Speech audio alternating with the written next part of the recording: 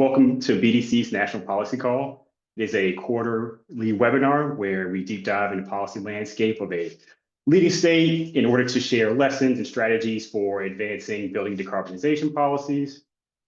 Maryland is one of the most exciting places in the country right now when it comes to bold, forward-thinking climate and energy policy, with a commitment to reducing greenhouse gas emissions by 60% by 2031 and achieving net zero by 2045. The state is leading the charge in building decarbonization, and today we'll hear from experts and policymakers driving these efforts, and we'll discuss what's next for Maryland as it continues to set the pace for climate action across the country. Next slide. A little bit about BDC, the Building Decarbonization Coalition. Emphasis on coalition is a national nonprofit, and we're all about bringing all of the stakeholders we need to make the transition to safer, healthier, and more affordable energy for buildings together to advance policy, research, transform the market, inspire consumers, and win campaigns. Next slide. We are grateful to our Trailblazer members. Without them, this wouldn't be possible. The financial support from our Trailblazer members allows BDC to keep all of our webinars, policy calls, and other resources free and available to anyone who wants them. If you're interested in joining BDC as a member, you can visit our website. Here's the link in the chat. Learn more and submit an application. Next slide. Join us for our national policy call, Connecticut. The link will be available in the chat. Next slide. Webinar logistics. Everyone is muted except for our speakers. During Q&A, you will have the opportunity to ask questions via the chat, which I will pose to the panelists. This webinar is being recorded and will be placed in our resource library. And for more information on future policy calls, sign up for our newsletter, also available on our website. I'll provide some introductions, the panels will present, and then we'll move on to our discussion. Begin with Mark. Mark leads the Maryland Climate Energy Change Program, overseeing policies to achieve the state's ambitious climate goals, 60% emission reductions by 2031 and net zero by 2045. His team develops regulations, conducts emissions inventories, and supports the Maryland Commission on Climate Change. Previously, he worked on sustainability at the University of Maryland and was nominated for a White House Champions of Change Award. Mark lives in Silver Springs, Maryland, near breweries and mountain bike trails. He wishes he had more time to visit, don't we all? Ashita works on RMI's carbon-free buildings team, helping transition the Mid-Atlantic's buildings away from fossil fuels. With a background in communication, she previously worked at Climate Nexus, the White House Council on Environmental Quality, and as an environmental journalist. She holds a BA in Media and Journalism from UNC Chapel Hill and an MS in Energy Policy and Climate from Johns Hopkins. She lives in Laurel, Maryland with her husband and cat. Lauren leads the decarbonization strategy at Baltimore Gas and Electric, focusing on policy, programs, and regulatory initiatives. She oversees BGE's Path to Clean program and pilots like Network Geothermal. Previously, she led the Clean Buildings team at NRDC and worked on energy policy at the Maryland Energy Administration. Lauren lives in Baltimore with her family. And I am Brian Jenkins. I am the Mid-Atlantic Senior Regional Manager with the Building Decarbonization Coalition. We'll be moderating this discussion today. So let's begin with Mark.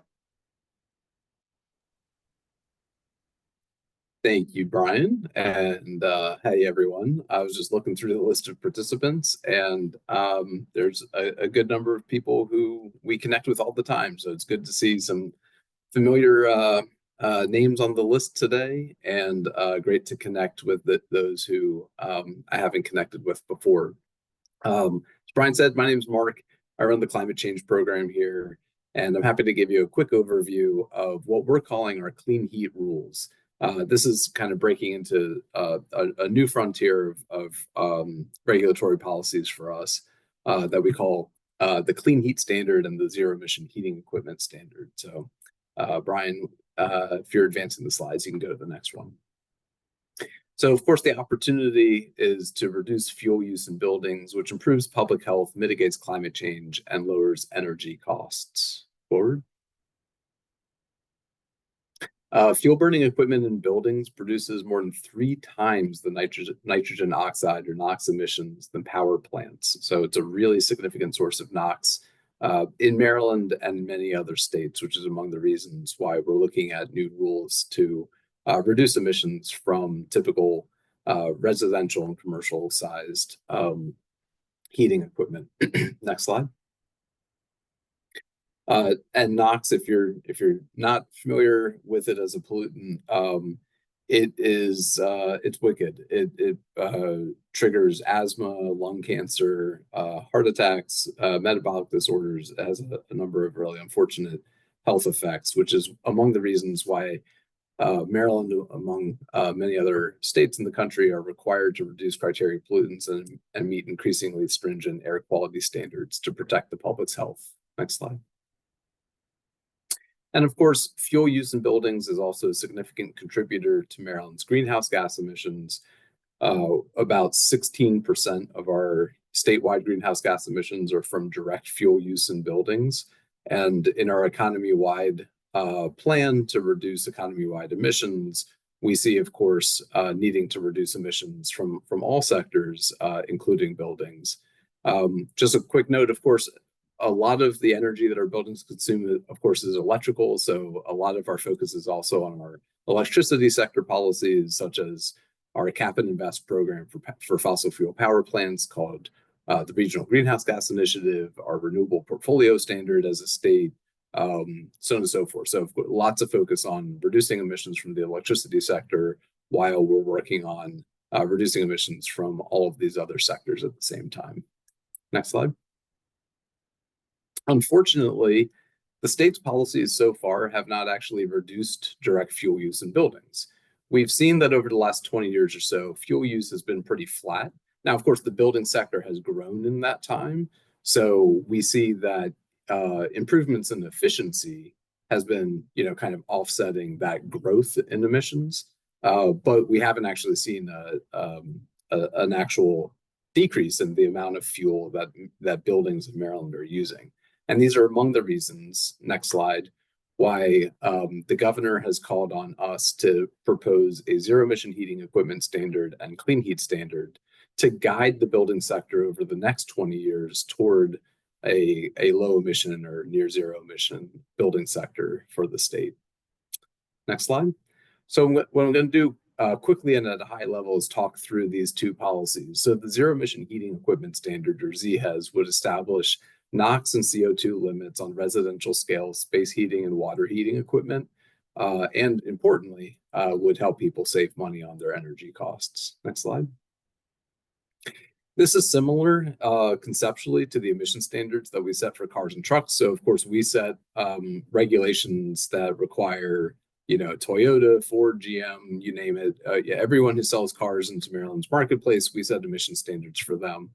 And those ramp up to achieving zero emissions in new car sales by 2035. This is a similar type of policy where we would be setting emission standards for the manufacturers of furnaces, boilers, and water heaters that are selling their equipment in the state of Maryland. Next slide.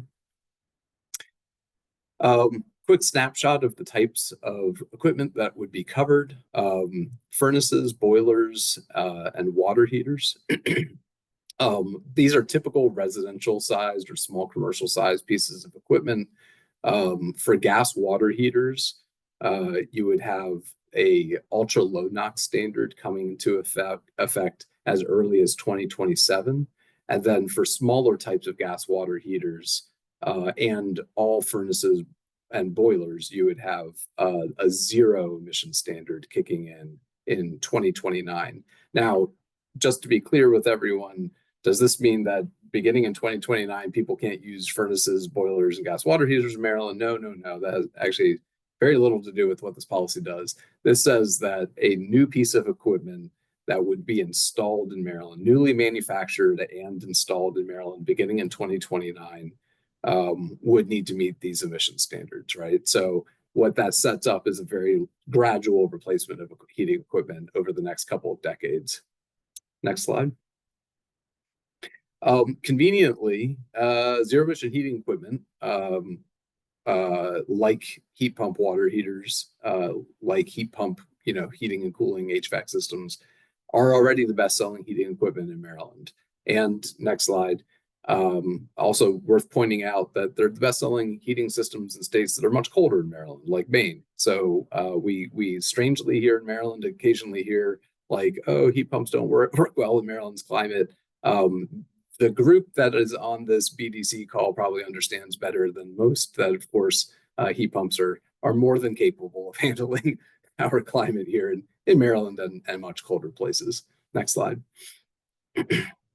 Heat pumps provide the lowest heating and cooling costs and can have the lowest installation costs. Marylanders, the average Maryland household that uses heat pumps saves about $1,100 annually on their heating and cooling costs compared with other heating systems. Now, for the natural gas heated home, that savings is around $400 a year. Where we see the really significant savings is for those homes that are using oil, propane, or electric resistance heaters, where you have $1,300 to $1,400 on average annual savings.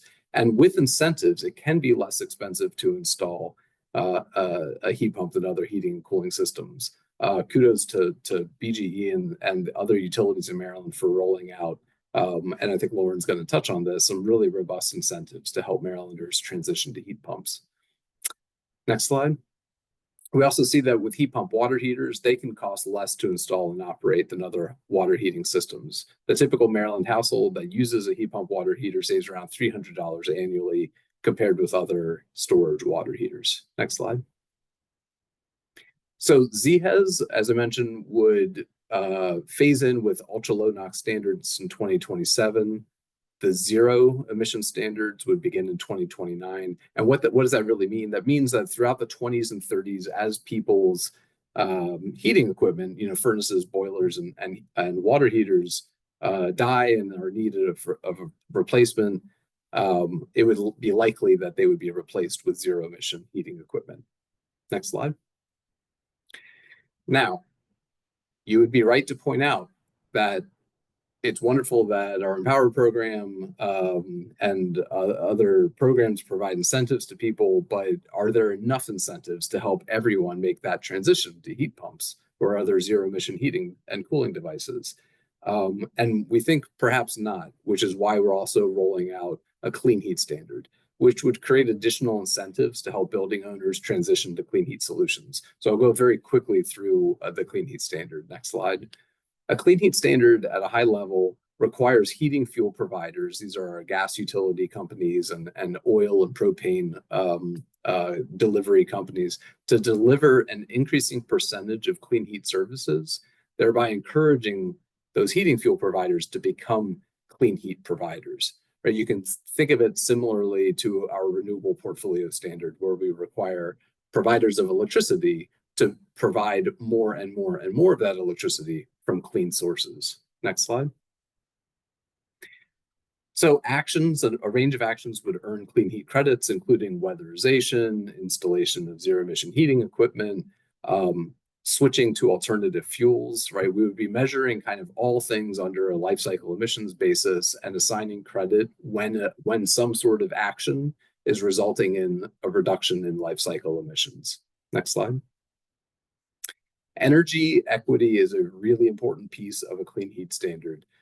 We know that electrification tends to happen slowest or sometimes last in low income or in even moderate income households. So one of the requirements under a clean heat standard would see that low and moderate income households would receive the benefits of this program at least at the same pace as higher income households. Next slide. What's the timeline for both these things?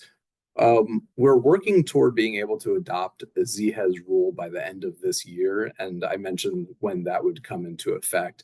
With the clean heat standard, we're working to adopt just a reporting rule initially, so that the parties that would be obligated under that rule would, starting as early as 2026, report their fuel delivery data to MDE, and then a year later, we would roll out a credit holding rule. So the program at the earliest would begin in 2027. In other words, in 2027, that would be the earliest date by which heating fuel providers would have some credit holding obligation, and additional incentives would begin rolling out to consumers. Next slide, or if that, unless that's my last one. Oh, this is my last one. Feel free to connect with us. We're at cleanheat.mde@maryland.gov, and I'll be happy to take any questions that you have when we get to that part of today's discussion. Back to you, Brian. Thanks, Mark. We'll turn it over to Ashita to take us into our next phase. Thanks, Brian. So hi, everyone. My name is Ashita Gona, and I'm a senior associate on RMI's Carbon-Free Buildings team. For those of you that don't know, RMI is a national clean energy think tank, and our mission is to transform the global energy system to secure a clean, prosperous, and zero carbon future for all. You're probably wondering who we are in the Maryland building policy landscape. So our team has served as policy experts and data analysts on building policies in Maryland for like the last four or so years, particularly on heat pump affordability and gas transition planning. And today I'm going to be building off of what Mark just discussed on the clean heat rules. And I'm going to be looking at building policies more broadly in Maryland and some of the policies that complement the clean heat rules. Next slide, please. So let's start with some context. Mark just discussed, there are significant climate and health benefits to building decarbonization in the state. There's also already high heat pump utilization, and we know that heat pumps in Maryland can lower bills. And one other thing about Maryland is that there are already several other building policies and policy reforms at play that can enhance the state's building energy transition. So let's talk about those. Next slide, please. Okay, so as you'll see, each of these rules regulates a different sector. Let's start with BEPS. So BEPS, Building Energy Performance Standards. They regulate large buildings, and they were mandated under the Climate Solutions Now Act of 2022. We'll get more detailed on that in a second. We also have building codes, which regulate new construction. And in Maryland, there has been momentum on all electric codes at a local level, and we will also get to that. Lauren will be discussing Empower further, but like Mark mentioned, there are some reforms coming to Empower that will make it more electrification friendly and make electrification more accessible. And then, of course, we have ZHES and clean heat standards. But hopefully you're starting to get an idea of how all these policies bring together various building sectors and incentives to push the state forward. Next slide, please. Okay, let's start with Building Energy Performance Standards. I'm going to call them BEPS. So more than a dozen states and localities have already adopted BEPS, including DC, Oregon, Boston, Denver, and as of today, Montgomery County in Maryland. So that's pretty cool. These standards regulate large building energy usage and require improved performance over time. In Maryland, this will regulate buildings larger than 35,000 square feet. That's about 9,000 buildings. Next slide, please. So what does this mean for Maryland? So this graphic was created by MDE, and you can see at the end, covered buildings are expected to have zero net direct greenhouse gas emissions by 2040. And in the middle, there's some interim targets or interim standards that need to be met. So these standards provide long-term certainty for building owners. And because of that, they're able to possibly adopt some compliant equipment and measures early. So for example, a large multifamily building owner, if maybe they need to replace some heating systems this year, they can look at these standards and be like, well, I need to meet these standards. Maybe I'll replace my gas furnaces with high efficiency heat pumps.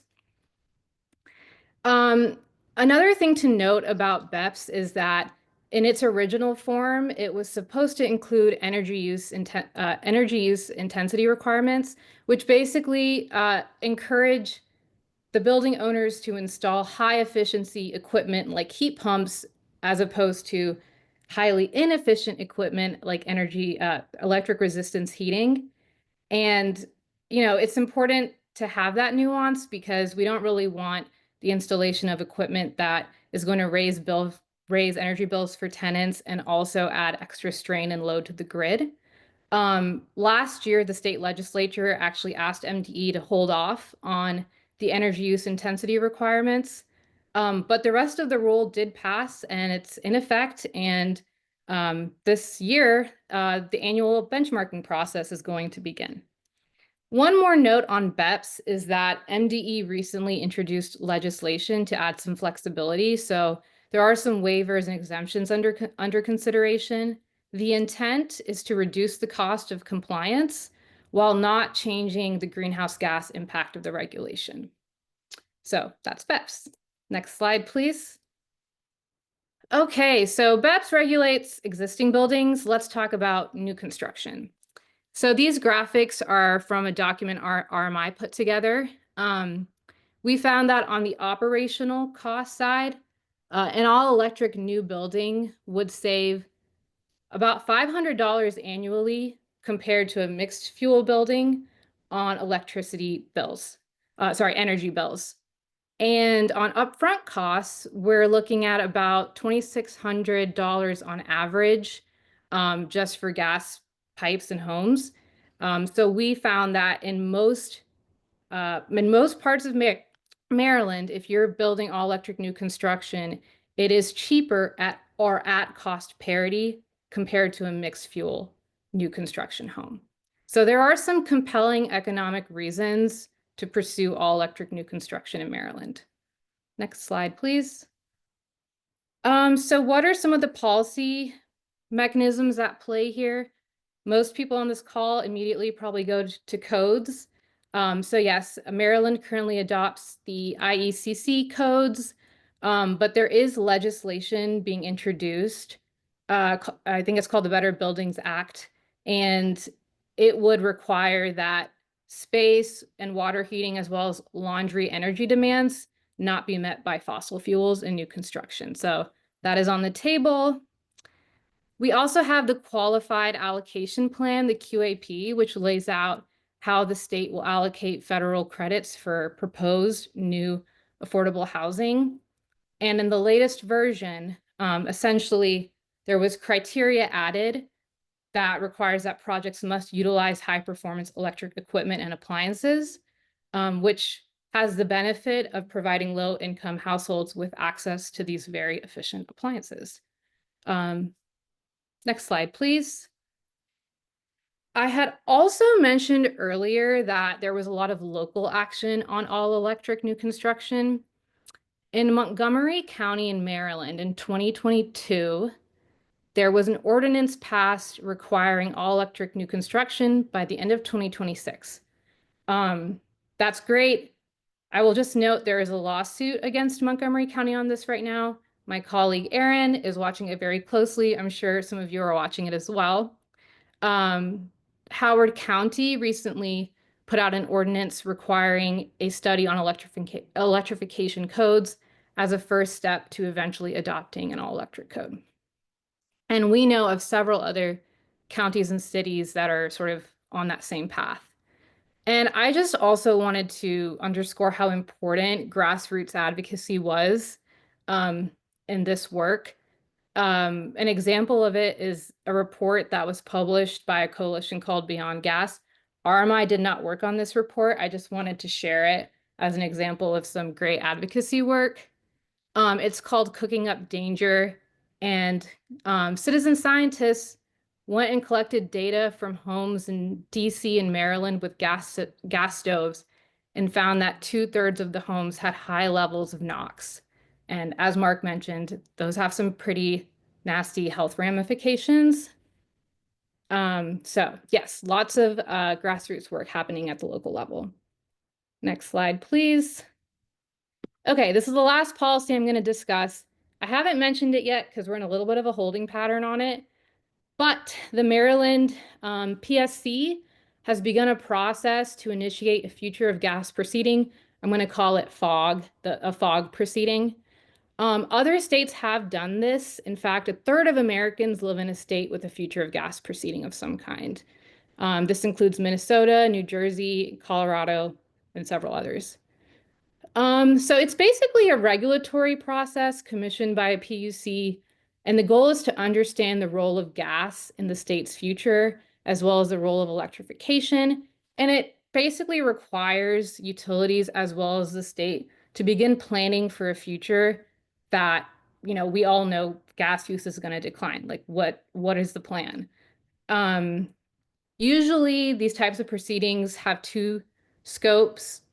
One is a long-term assessment, which looks at the rate impacts and operational impacts of gas use decline. And there is an onus on utilities to explain how they will avoid consumer stranded asset risk. And then there's also this piece about near-term actions. How, if we know gas use is going to decline, what does that mean for gas line extension allowances, gas marketing, and non-pipe alternatives? Very important. Next slide, please. So where does the future of gas proceedings stand right now? The Office of People's Counsel, which I believe is the country's oldest ratepayer advocacy state agency, put a petition in February 2023 to, quote, manage the transition to a new age broadly acknowledged in which gas use will play a far diminished role. So they sent this petition into the PSC. Later that year, public input was collected. Last summer, there were I think 2 public hearings for comments. There was a strong advocacy presence, utilities presented. I know me and some other folks were on a panel to talk about the scope and best practices. And we are currently waiting for the final order that will hopefully have a clear scope for the project and next steps for utilities. So that is where we are. It's very important, and I guess we'll find out soon where it's going. And next slide. That's it for me. I hope you enjoyed learning about all the policies at play. Thanks, Ashita. Turn over to Lauren. Great. Thank you very much. As Brian said, Lauren Urbanek, I lead the building decarbonization strategy for Baltimore Gas and Electric. And I do also recognize some familiar names, mostly from my previous role at NRDC. So I have transitioned a bit to the utility side, but excited to share with you some of what's happening in this world today. Next slide, please. So as some of the other panelists really mentioned, Maryland has some very aggressive decarbonization goals that BGE is very much in support of as well. So this really looks at a 60% reduction in emissions by 2031 and a net zero emissions by 2045. So the chart that you see on the side of the screen here, this looks at the scope of emissions in the BGE service territory. So BGE is the largest utility in Maryland, both gas and electric, and really, serves about half the population of the state. So we'll zoom in today a bit more on some of the pieces that really focus in on the residential and commercial building side of things. But as you can see, like in a lot of places, similar to nationwide, transportation emissions are also a huge part of the economy-wide emissions in the state or in the BGE service territory, as are the emissions from electricity generation. Next, please. So BGE's overarching emissions reduction program, it falls under what we call our path to clean. So we really have 3 pillars where we're focused on operations, which is really the pieces that BGE as a utility can control. So really looking at modernizing fleets, for example, the buildings that BGE owns in particular, as well as the the emissions from the gas operations system, and then some of the emissions that come from SF6 used in transformers. Then the programs that we run for our customers are another important pillar, and that's where I'll really be focused on shortly, as well as support for community initiatives. So this is things like grants, getting access to public EV charging in various neighborhoods, and some of our environmental justice initiatives fall under this pillar as well. Next, please. So digging a bit deeper into our customer programs, you heard some of the other panelists refer to Empower Maryland. Empower Maryland is Maryland's energy efficiency, started as Maryland's energy efficiency, really umbrella of programs administered both by utilities and the Department of Housing and Community Development. And this was established legislatively in 2008 and set an initial 15% per capita energy reduction by 2015. And we did achieve that through a number of really predominantly energy efficiency focused programs. And then the most recent big change for Empower is that the last legislative session in 2024, the state moved from an energy consumption reduction goal to a greenhouse gas reduction goal. And so we now have the Empower programs really have now shifted to this greenhouse gas metric, which is really much more aligned with the state's broader goals. Next slide. So as I mentioned, we are now in this place of having greenhouse gas reduction goals.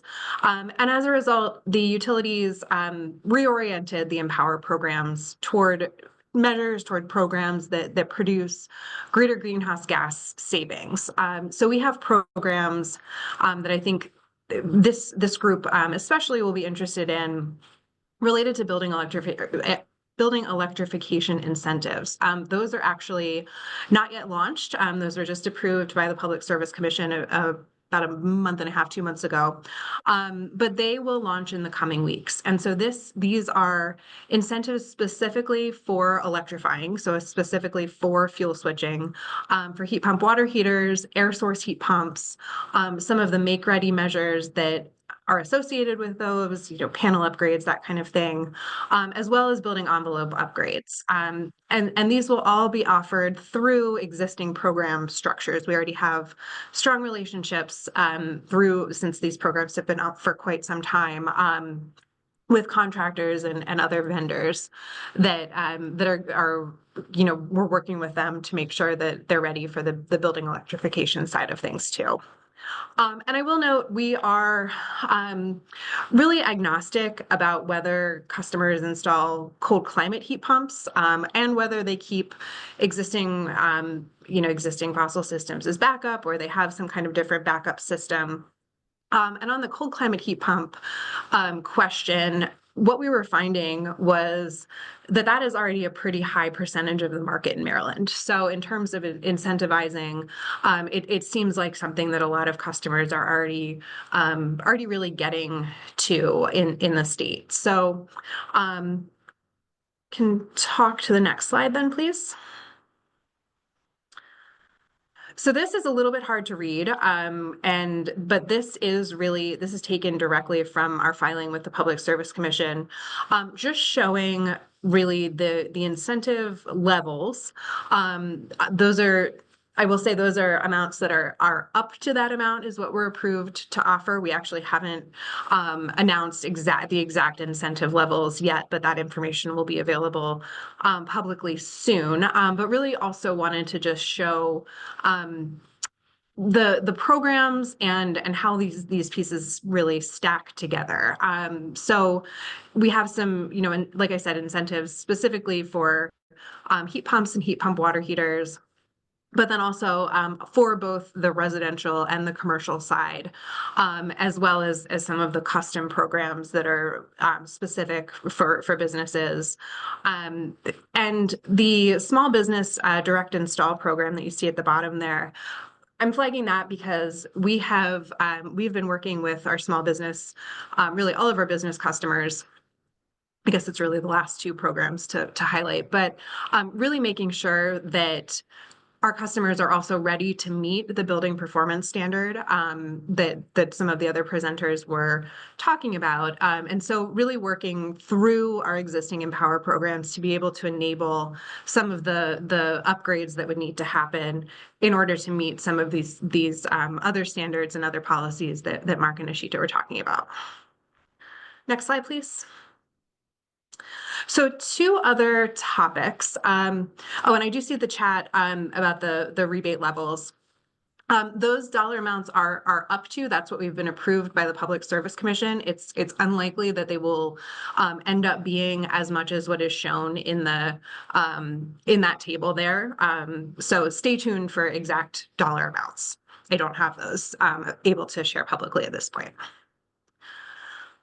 Let's see. So two other topics that I wanted to talk about a little bit, pivoting a little from the Empower Maryland program side of things, just highlighting a few other initiatives that we have going on at BGE.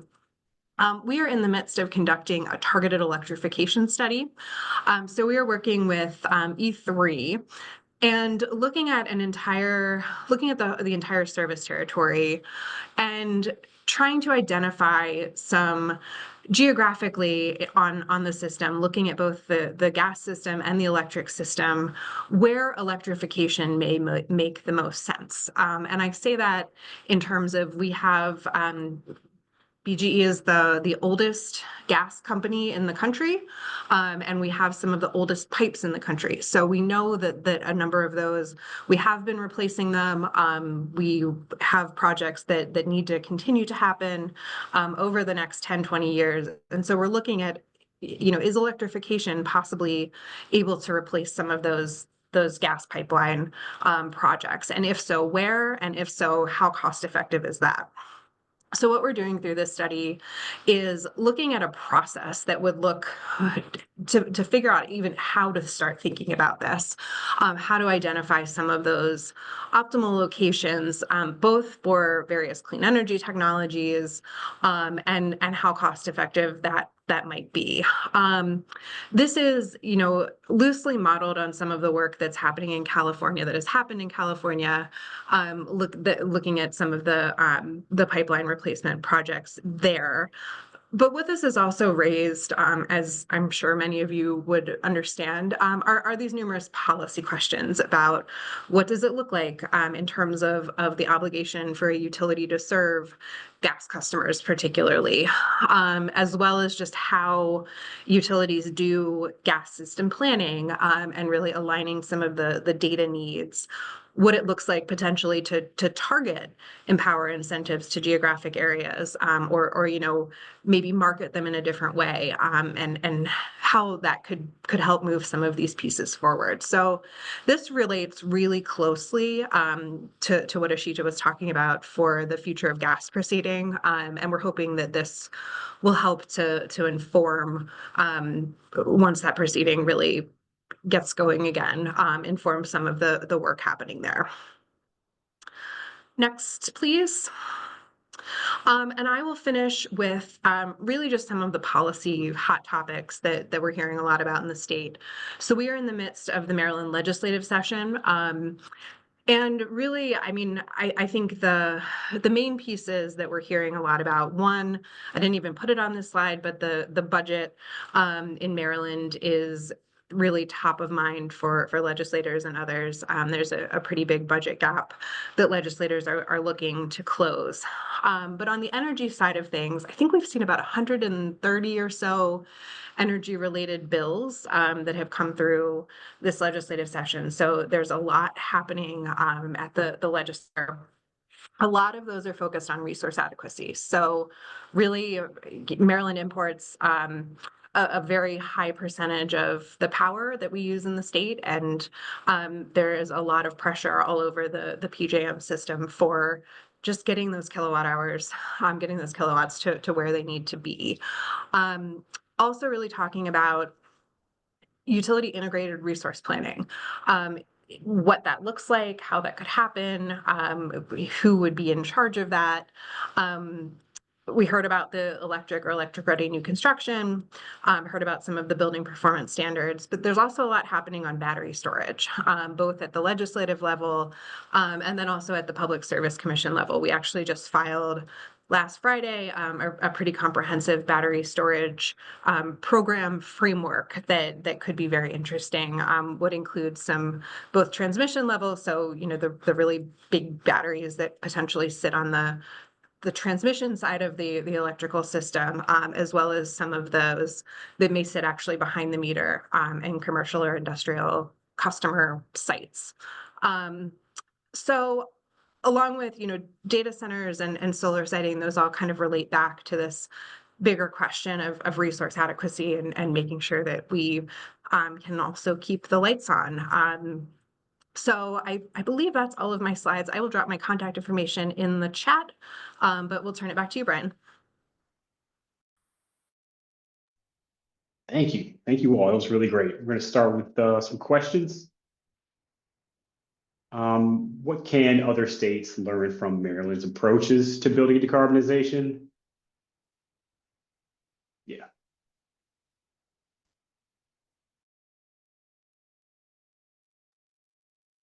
I can take a swing at this. I actually work across the Mid-Atlantic, so I also work in Pennsylvania. I've done some work in New Jersey and a couple of other states. I will just say what I see in Maryland is just a very cohesive effort across departments, of course, MDE, but also the Department of Housing and Community Development has put together a sustainability plan. The Maryland Energy Administration is obviously handling, hopefully, IRA funds, but there is just a very cohesive effort to move various building sectors, incentives, and initiatives in the same direction. Unfortunately, I feel like in other states, sometimes agencies aren't aligned in that way, but that's just an observation I see. I reflect on this a lot, that it takes a long time to change the world. And we've got nations around the world, perhaps not all the nations that we'd want, committed to achieving net zero emissions by 2050. We've got a lot of states that are targeting 2045 to 2050 for net zero emissions. And when we look at the impact of the policies that we're talking about here, which are being celebrated as being nation leading, what concerns me is that we're celebrating Maryland's policies as being nation leading when the impact of our policies will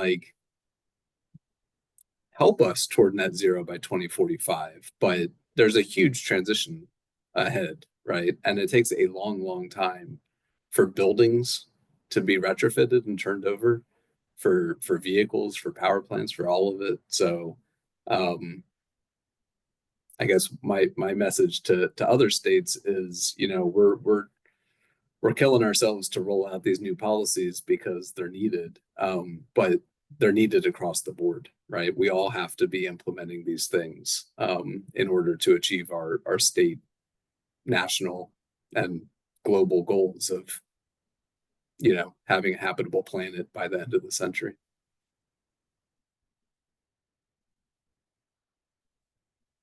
It's very much a slow and steady kind of deal. Like, we are always plugging away and trying to move the ball forward just a little more every day. How is MDE and maybe others thinking about the relationship between clean heat standards with existing incentive programs, policy and programmatic changes, or integration to accommodate new mechanisms? Yeah. And that is from Nate. Yeah, good question. I want to answer that at just a really high level, that the idea of a clean heat standard is that it's a big umbrella, policy for the building sector, right? It intends to credit just about everything that happens that reduces, emissions from the building sector, and to assign that credit, where appropriate. So, measures like the Empower programs would also earn clean heat credits and help obligated parties, achieve their credit holding obligations, right? as customers or fuel suppliers perhaps blend, alternative fuels into their fuel supply, right? I mean, we're seeking input on these, conceptual approaches. But the idea is that, that to the degree that that reduces life cycle emissions, there would be credit available. So basically just about everything under the sun that reduces greenhouse gas emissions from the building sector would be eligible to earn credits under the clean heat standard. With one at least clear exception to that, we don't intend for fossil to fossil fuel switching to be creditable, right? Like if there are some emissions benefits if a person switches from an oil, boiler to a gas boiler, but we don't intend to lock in, fossil fuels for decades to come through what would be credited there. Yeah, and I will add just a little bit of color from the utility perspective. We certainly support Empower Maryland as an enabler for some of these policies. And I think the devil then does become in the details of some of how these savings are counted, and kind of who gets credit for the savings happening. And that becomes important from a utility perspective once you get into the details of how these programs are cost recovered and where those savings flow and things like that, as well as really just making sure that we're meeting the statutorily obligated goals that these programs are supportive of as well. So certainly something that I think needs to be worked out at the Public Service Commission level, but very much on the same page as MDE on that one.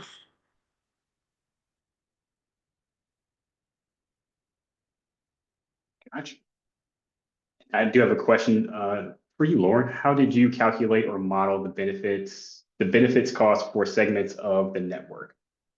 Yeah, I mean, the kind of short answer is that we're still in the midst of doing that for the targeted electrification study.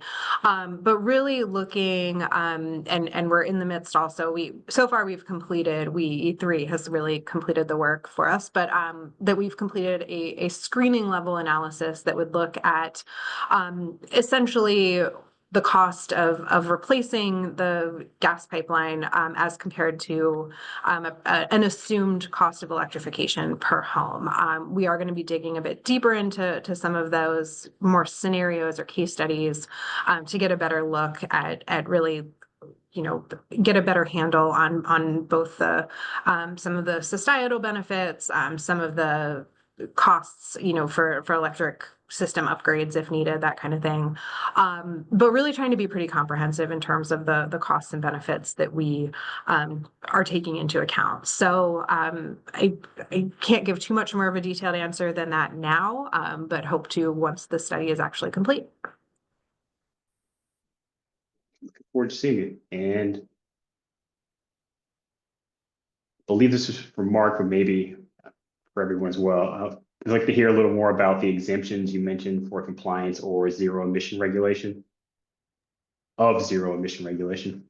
Yeah, that's probably referencing the Building Energy Performance Standards, or BEPS. That's one of our newer regulatory programs that we've adopted recently. So Ashita mentioned we have a bill in Annapolis right now that seeks to integrate some additional flexibilities for building owners to comply with BEPS. And just a quick rehash, Ashita mentioned this is a regulation for buildings that are 35,000 square feet or larger. So we've got in the ballpark of 9,000 buildings, we think, in Maryland that are covered by BEPS. So they represent something like maybe 10% of the building sector emissions. So it's an important target, but it's not the be all end all in terms of all of the building sector emissions.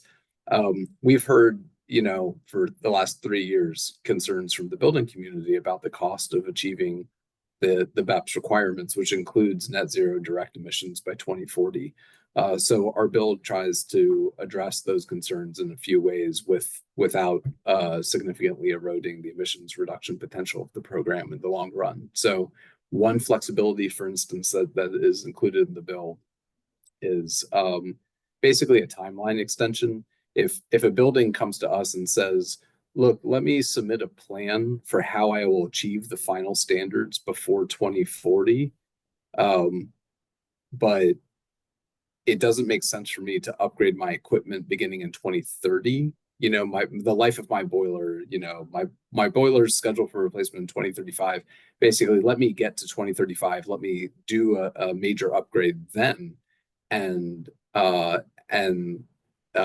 in exchange for that plan and the commitment to come up to the final standards early, don't make me pay these alternative compliance fees in the early years when I'm over my emission standards, right? So that's just one example of a flexibility that we're trying to introduce to reduce the cost of compliance while also ensuring that buildings develop the plans that they need to actually come into compliance with the final standards before 2040.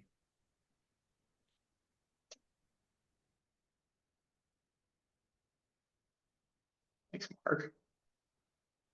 Another question. How has Maryland been navigating the uncertainty resulting from the federal funding freeze, especially with regard to IRA and home energy rebate funding? What sort of optimistic outlook or momentum is helping your organizations continue working on your state-based clean energy policies in this context? I like the positive spin. I have to dig deep for optimism. I'm optimistic because some days the accounts magically open up and we're able to draw down funds, and that is sometimes dashed by the next day when the accounts are closed. I can jump in too.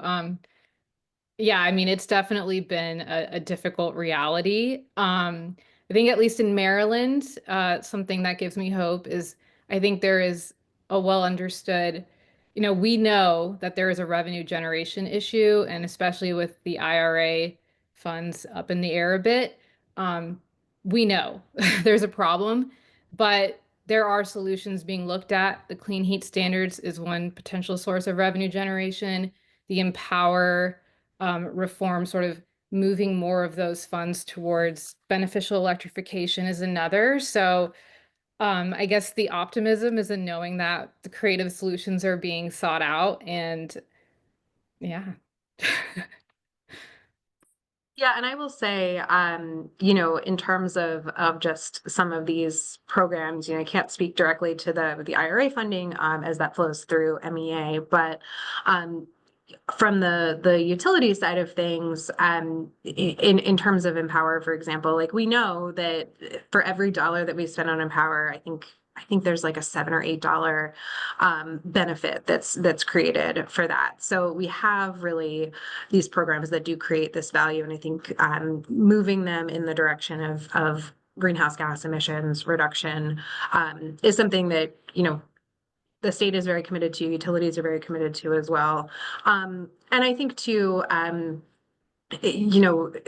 continuing the momentum from a utility perspective, a lot of these things really make sense. And I'm thinking about things that are a little bit outside of the buildings realm, but things like battery storage that have benefits not only for individual buildings, but also for the broader grid as well, and can help with things like resiliency and peak demand and things like that hopefully would then pass savings back along to customers and ratepayers as well. So I think the more that we can show that any one of these initiatives has those multiple benefits, I think that becomes really more of a business case as well that utilities can then help to push forward.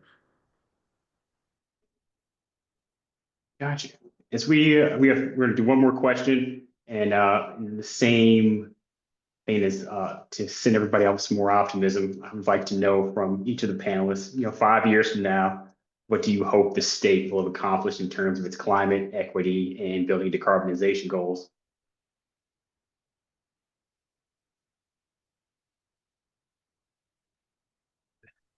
I'll be happy to jump in first because I was just telling my team that my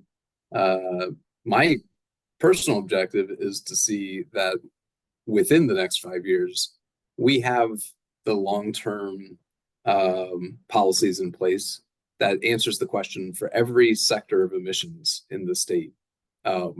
What is the pathway? What is the long-term pathway for them to reduce emissions, to achieve our statutory requirements to achieve net zero emissions by 2045?